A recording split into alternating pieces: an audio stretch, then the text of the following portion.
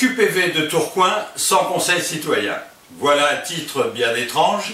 De quoi s'agit-il? Qu'est-ce qu'un QPV? Alors un QPV est un quartier prioritaire de la politique de la ville. Oui, effectivement, avant de commencer, il serait peut-être nécessaire que l'on vous dise qui nous sommes et ce que nous avons fait et ce qui nous a amené à découvrir ces notions de conseil citoyen et de QPV. Pourquoi nous sommes-nous intéressés au Conseil citoyen de Tourcoing?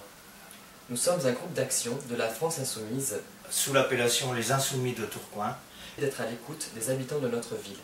Parmi nos différents échanges, nous avons rencontré beaucoup d'habitants et de commerçants du quartier de la Bourgogne. Ce quartier est un QPV. Et ce quartier va bénéficier d'une rénovation de grande ampleur.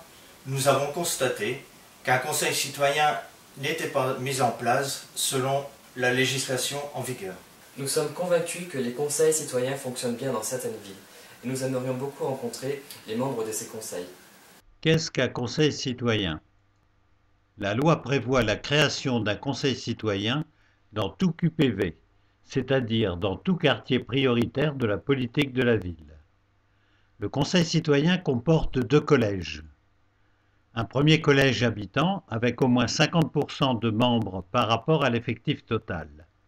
Les membres sont tirés au sort sur la population totale du quartier, puis on recueille leur accord.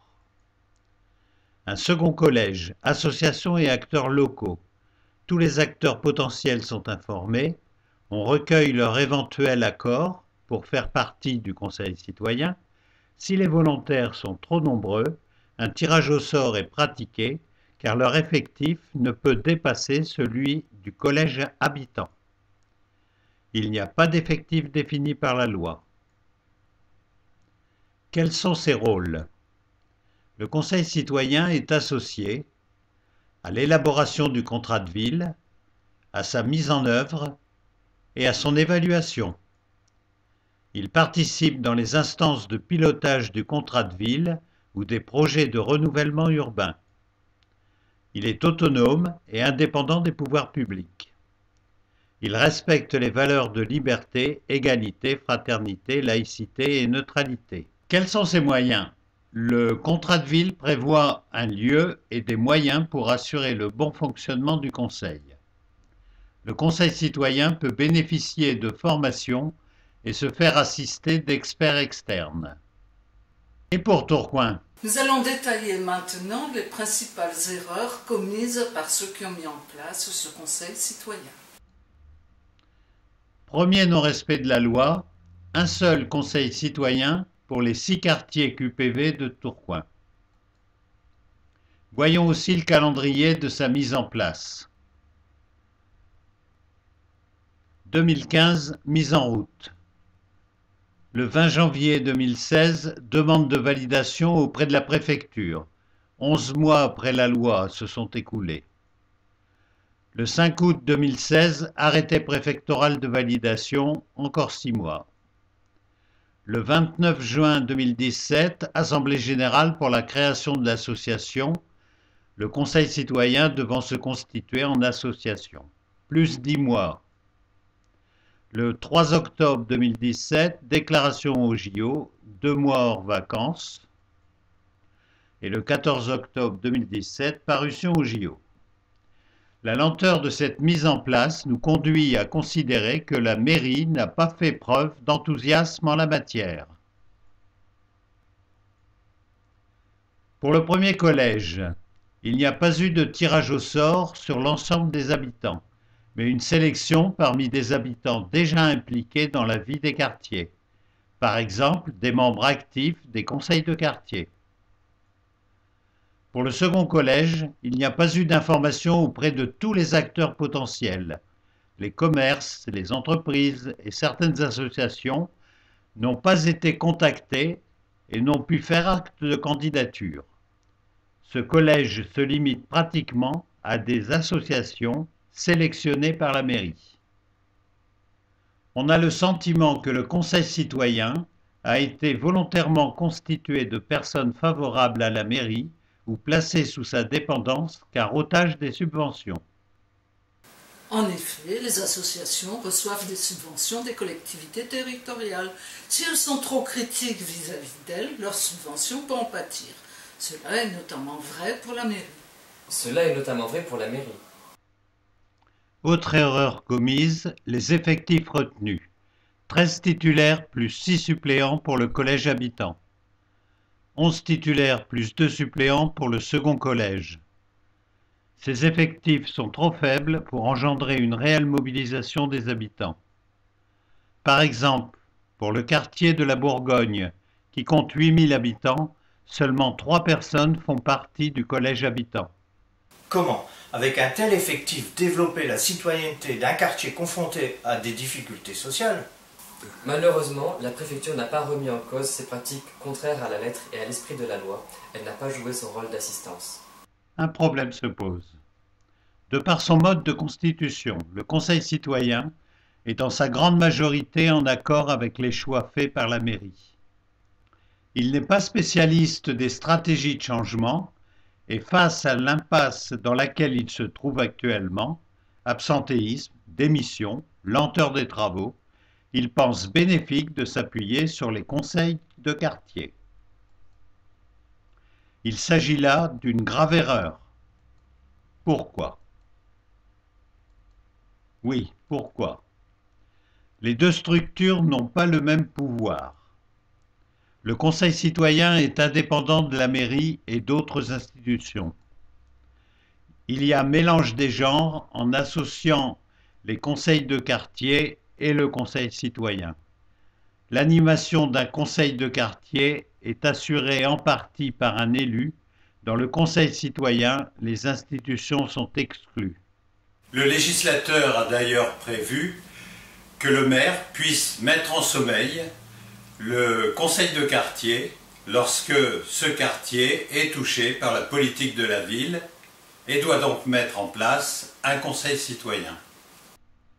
S'appuyer sur les conseils de quartier ne favorisera donc pas le meilleur fonctionnement du conseil citoyen, ni son accueil par les habitants.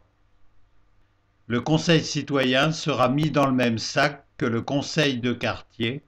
Il faut au contraire bien montrer que c'est tout autre chose. Autre raison qui nous fait dire que ce choix est mauvais, l'image des conseils de quartier est majoritairement négative auprès de la population. On les définit souvent comme des lieux de décision de la couleur des bancs publics. Qu'a fait le Conseil citoyen de Tourcoing depuis la parution de la loi en février 2014?